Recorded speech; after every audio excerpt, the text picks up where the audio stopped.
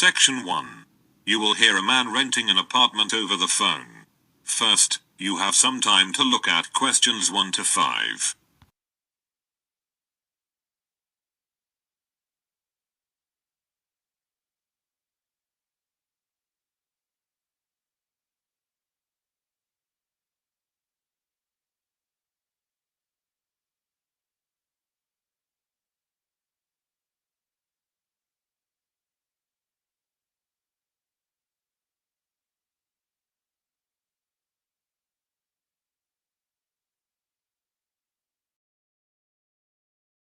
We shall begin. You should answer the questions as you listen, because you will not hear the recording a second time. Listen carefully, and answer questions 1 to 5.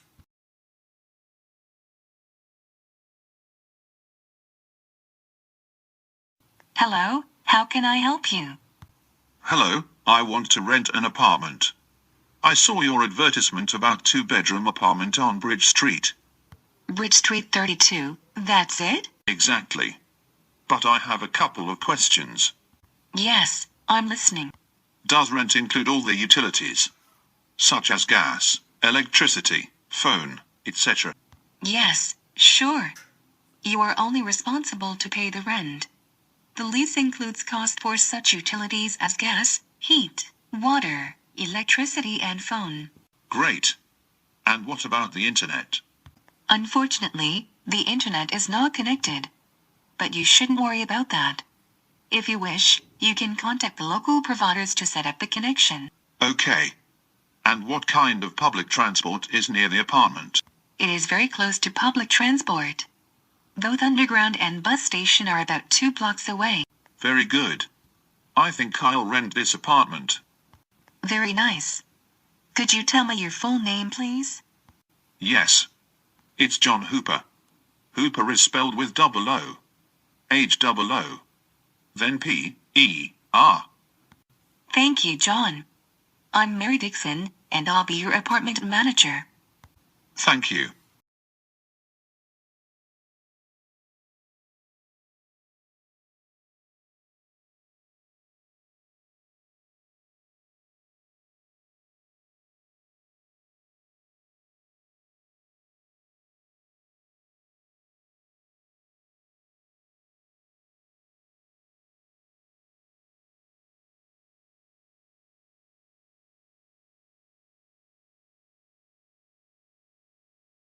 Now listen, and answer questions 6 to 10. Now, we need to meet to sign a lease agreement. Okay. What documents should I bring? First of all, we require proof of your identity. Then, I can bring my driving license. I'm sorry, but driving licenses are not accepted. Could you bring your passport? Yes, sure. And do you require a tax bill? No, we are not requiring any bills. But you need to present your current employment contract. No problem, I have it. Anything else? Yes, we also need a reference from a friend or colleague, confirming your character. Okay. And what about a reference from an employer? We used to ask tenants for this reference a few years ago. But now we don't need it anymore. As well as your recent payslips, they are not required. Very good. I think I have all the documents. Is it possible to meet you today? Yes. Is 5:30 p.m. convenient for you? Unfortunately, I'm busy until 6 p.m. Then we can meet at 6:30 p.m. Yes, 6:30 is very good for me. I'll be at your office by that time. I think it's better to meet directly at your future apartment, because we'll anyway make a visit. Oh, you're right. See you soon. Thank you. See you soon. That is the end of Section 1. Section 2. You will hear the information about tickets to one of the royal palaces in London. First, you have some time to look at questions 11 to 16.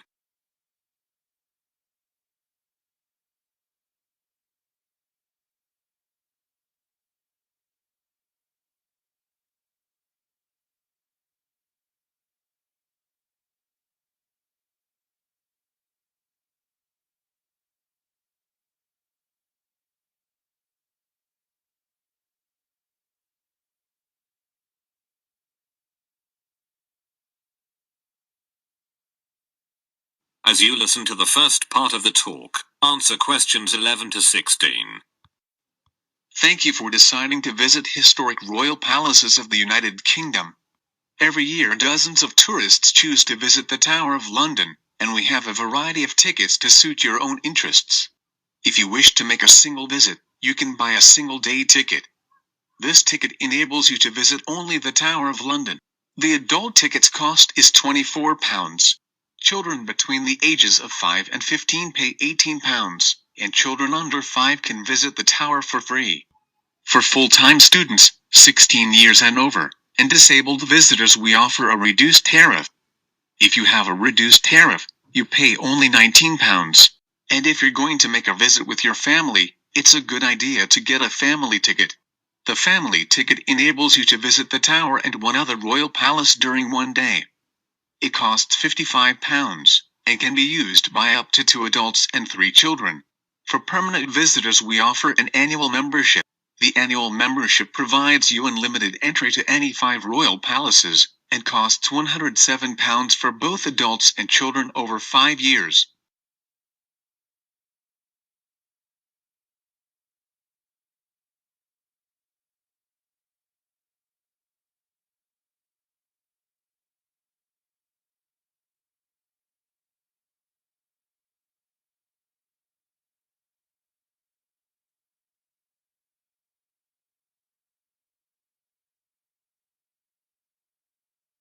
Now listen, and answer questions 17 to 20. If you can't wait to visit these famous historical places, and have already chosen your ticket type, then it's time to order tickets. The first and the easiest way is to buy your tickets online. To do this, you should visit our site and select a date, then make a payment.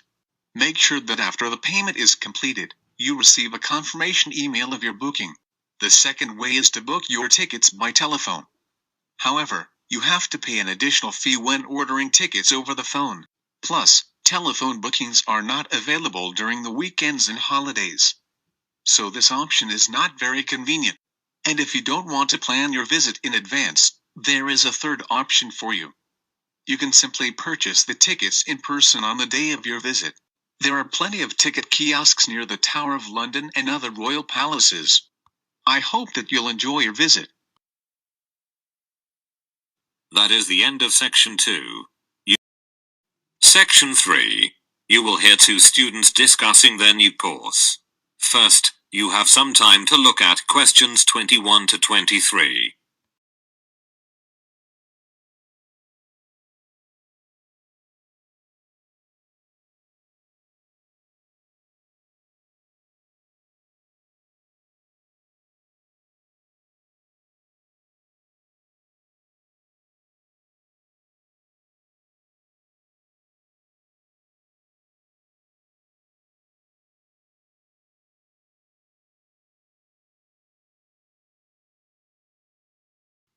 As you listen to the first part of the conversation, answer questions 21 to 23.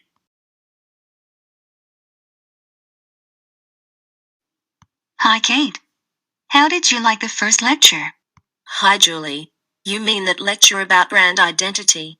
Exactly. When our professor described how brand names are created. As I understood, he'll teach us practical tips and techniques to create better brands. And what about course duration? I heard it's 5 weeks. No, 5 weeks is without the final project. The total duration is 7 weeks. Oh, I forgot about it. It's the first time I'll be doing a group project. And I'm a bit nervous to work in a 5-people team. I think it's going to be okay. He was talking about the right marketing strategy. Did you hear that?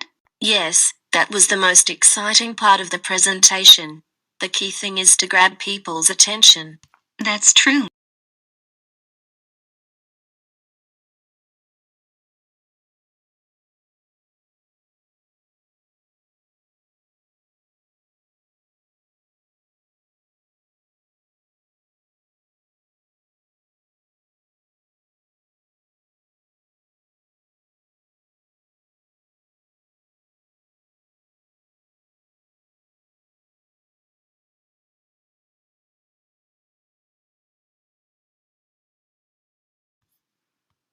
Now listen, and answer questions 24 to 30.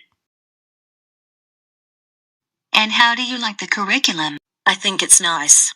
It's great that we'll be learning marketing in detail, as I've always been interested in this subject. Me too. And after that, we'll be training to design custom logos. The professor told that the curriculum has been modified, and we won't learn design this year. What a pity. The same with product management.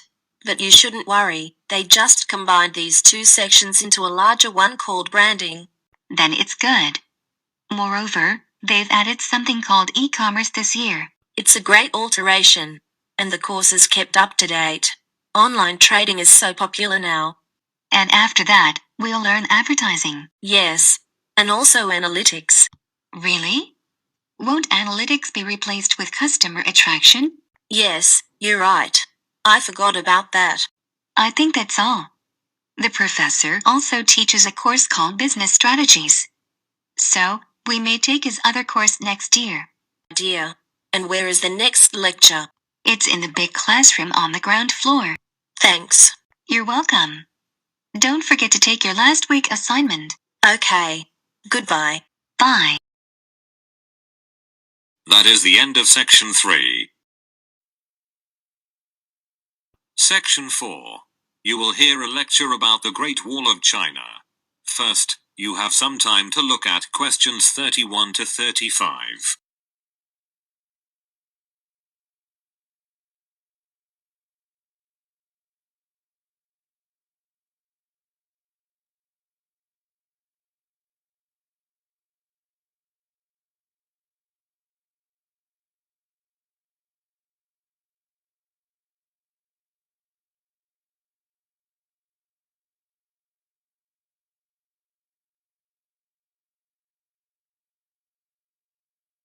Now listen carefully, and answer questions 31 to 35.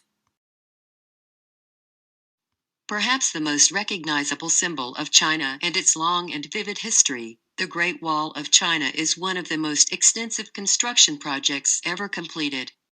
Somewhat ironically though, the one monument that China built to keep foreigners out is actually now the biggest tourist attraction in the country. Despite the initial purpose, the Great Wall never effectively prevented invaders from entering China. It came to function more as a psychological barrier between Chinese civilization and the world, and remains a powerful symbol of the country's enduring strength. Though the beginning of the Great Wall of China can be traced to the 3rd century BC, many of the fortifications included in the wall date from hundreds of years earlier, when China was divided into a number of individual kingdoms during the so-called Warring States period. Around 220 BC, Qin, the first emperor of a unified China, ordered that earlier fortifications between states be removed, and a number of existing walls along the northern border be joined into a single system that would extend for more than 10,000 li and protect China against attacks from the north. A li is about 1/3 of a mile, and that's where the monument's name came from. The original name for the Great Wall is Long Wall of 10,000 li, or simply the Long Wall. Though the wall is quite inspiring, it was never called the Great Wall in Chinese, and only foreign mistranslation with romantic overtones referred to it as Great or Big Wall. With the death of Qin and the fall of his dynasty, much of the Great Wall fell into disrepair. Much later, a series of frontier tribes seized control in northern China. The most powerful of these was the Northern Wei dynasty, which repaired and extended the existing wall in 390 AD to defend against attacks from other tribes. Despite its long history, the Great Wall of China as it exists today was constructed mainly during the mighty Ming dynasty, from 1368 to 1644. Under the strong hand of the Ming rulers, Chinese culture flourished, and the period saw an immense amount of construction in addition to the Great Wall, including bridges, temples and pagodas. In earlier centuries, the wall held little importance for the Mongols as a military fortification, and mostly served to protect caravans traveling along the profitable trade routes. But during the Ming dynasty, the Great Wall was considered vital to the defense of the country.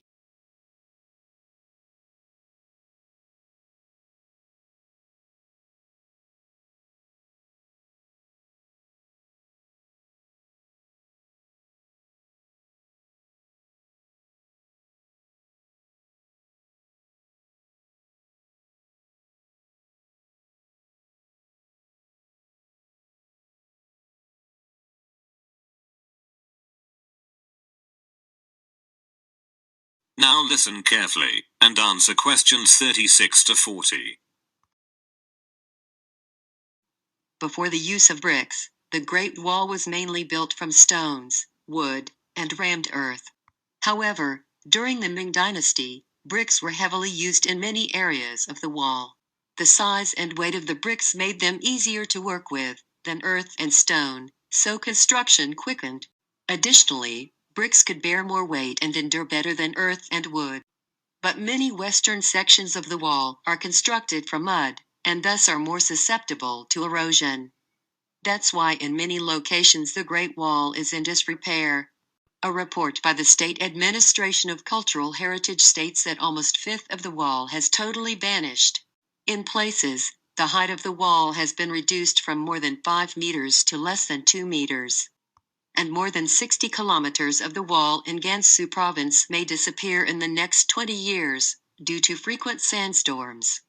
However, the state does its best to preserve and extensively renovate the Chinese wall, which makes a considerable figure upon the terrestrial globe.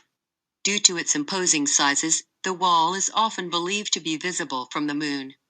But it's only a rumor. The width of the Great Wall, viewed from the moon, is about the same as that of a human hair, viewed from 2 miles away. In other words, to see the wall from the moon would require superhuman eyesight. Today, the monument attracts thousands of national and foreign tourists every day. In 1987, UNESCO designated the Great Wall a World Heritage Site. And now the Great Wall is generally recognized as one of the most impressive architectural feats in history. That is the end of section 4. You now have